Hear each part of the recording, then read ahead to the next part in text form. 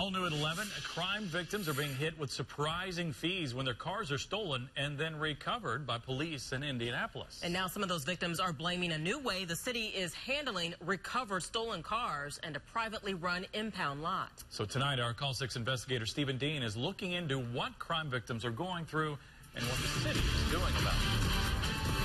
Police used to handle everything when it comes to stolen cars, from finding them to getting them towed to notifying the owners. And while they were at it, they would sometimes waive the fees for Indianapolis crime victims. But now a private company is handling the city's towing. Police headquarters tells us officers are pretty much cut out of the equation, and some crime victims say it's costing them more money. We said we're going to need a wrecker here on 29th Street. This busy South Side lot is where stolen cars end up when they're found in Indianapolis. Police count about 4,400 stolen cars so far this year. About 600 of them ended up here. The storage fees start adding up the day your car gets here. Indianapolis school bus driver Sheila Ramirez says that $20 a day added up for 19 days before she even found out her stolen van had been recovered. It's just a lot of money. You know, we work very hard.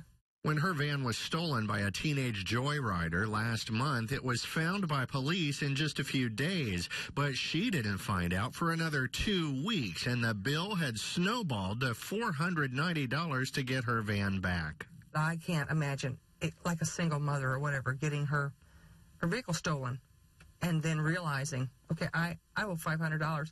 She can't even pay her gas bill. She can't even feed her kids, and how is she going to take care of this? No. It won't happen. Crime victims tell us they wonder why the meter starts running the moment their stolen car arrives here at the impound lot. Why not a grace period for victims of crime who did nothing wrong? I feel we should have been notified immediately. They waited for a certified letter to be sent out, which we were charged for. The city insists people are notified in a hurry when their cars end up at the impound lot, but police tell us they're no longer part of that process. In the past, you might get a call from a specially dedicated IMPD auto desk or the detective on your case. Now, police headquarters tells us off-camera officers are no longer assigned to make those calls, and detectives may not learn about it for days, and that means you wait while official notices are mailed out by the company now running the impound yard. That company's called Auto Return out of San Francisco. Two supervisors at this lot tell us they're hearing lots of complaints about people paying bigger fees because of these new delays, and we're hearing those complaints too. I'm the victim here. My vehicle was stolen from me, and now I'm having to pay to recover that. You know, I feel like I'm being robbed again. The city says it's not aware of any problems with its new towing arrangement. We've not heard those. As far as our compliance checks with Auto Return, they've been meeting all the criteria that we've asked them to meet. Code Enforcement's Adam Baker says Auto Return is not the problem. Auto Return's owner tells the Call 6 investigators the average car theft victim is paying about $190 to get the car back.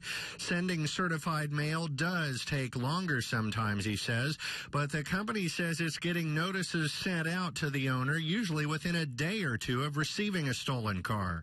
But with police no longer involved, you're at the mercy of when your mailed notice arrives.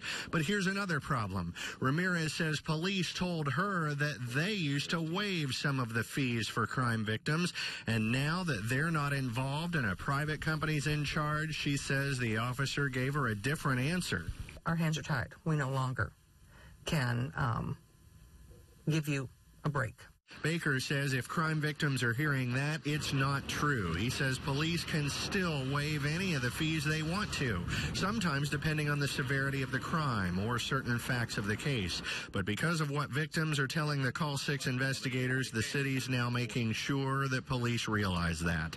We will make sure that that message is relayed to IMPD in case there is some confusion internally as well as externally. We'll do what we can to get that message out. An IMPD spokesman insists the department is still notifying people when their stolen cars are found, even though officers are pretty much cut out of this new process. He chalks up these new complaints to growing pains with this new process. Stephen Dean, RTV6.